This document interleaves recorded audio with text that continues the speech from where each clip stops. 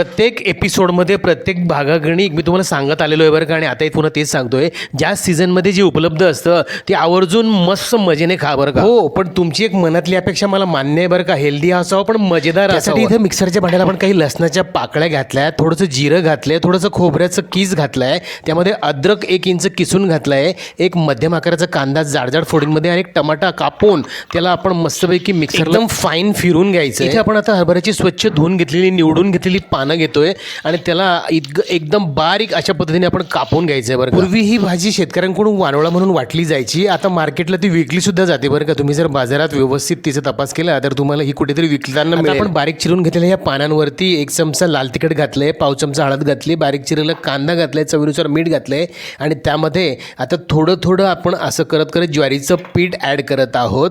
तुम्ही बघू शकता साधारणपणे एक छोटी वाटी भरून आपण ज्वारीचं पीठ यामध्ये मिक्स करत आहोत. हे सगळे जिन्नस व्यवस्थित हाताने कुस्करून मिक्स करायचे आणि मग त्यामध्ये थोडं थोडं पाणी शिंपडत आपण हे मस्तपैकी भिजवून घेणार आहोत बरं का.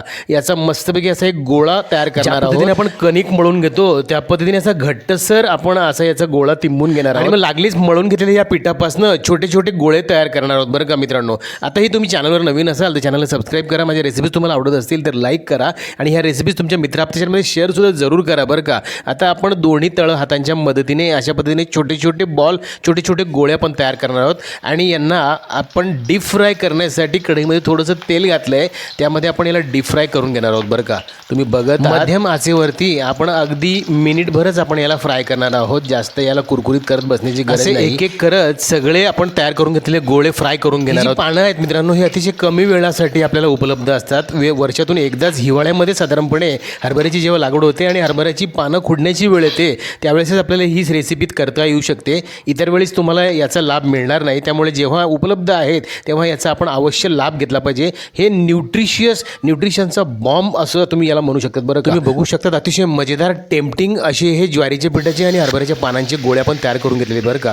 आता उरलेल्या ज्या तेलात आपण जे फ्राय करून घेतले त्यात उरलेल्या तेलामध्ये आपण जो मिक्सरला वाटून घेतलेला टमाट्याचं जे वाटण आहे ते यामध्ये घालायचं आहे आणि ते मस्तपैकी फ्राय करायला घालायचं आहे बरं का मित्रांनो. इथून पुढची रेसिपी हे आणखीन इंटरेस्टिंग होणार आहे. आता आपण मिक्सरच्या भांड्याला आणखीन थोडासा हरभऱ्याचा पाला घालायचा आहे, त्यामध्ये थोडीशी कोथिंबीर घालायची आहे आणि त्यात थोडंसं पाणी घालून याची मस्तपैकी फाईन पेस्ट तयार करून तीसुद्धा ह्या वाटणामध्ये घालायची बरं का मित्रांनो. परतून घेत असलेल्या ह्या वाटण्यामध्ये आपण हे सगळं वाटण पुन्हा घालायचं आहे आणि ते सोबत मस्तपैकी छान मध्यम आचेवरती परतायला घालायचं आहे. तुमच्या लक्षात आलं असेल अतिशय इंटरेस्टिंग अशी ही रेसिपी होणार आहे बरं का मित्रांनो. आपण यामध्ये जो बेस तयार केला आहे, आता इथे आपण 1.5 ते 2 चमचा लाल तिखट घातलेलं आहे, पाव चमचा हळद घालायची आहे. लाल तिखट तुम्ही तुमच्या आवडीनुसार कमी जास्त करू शकतात. पाव चमचा आपण गरम मसाला घातला आहे आणि हे सगळं व्यवस्थित छान मिक्स करायचं आहे. यामध्ये चवीनुसार मीठ घालायचं आहे बरं का मित्रांनो. त्यानंतर आता आपण जे शेवटी वाटून घेतलेलं जे पानांचं मिश्रण आहे ते मिक्सरच्या भांड्याला विसळून त्यात थोडंसं पाणी घालून आपण ते सुद्धा यात घातलेलं आहे.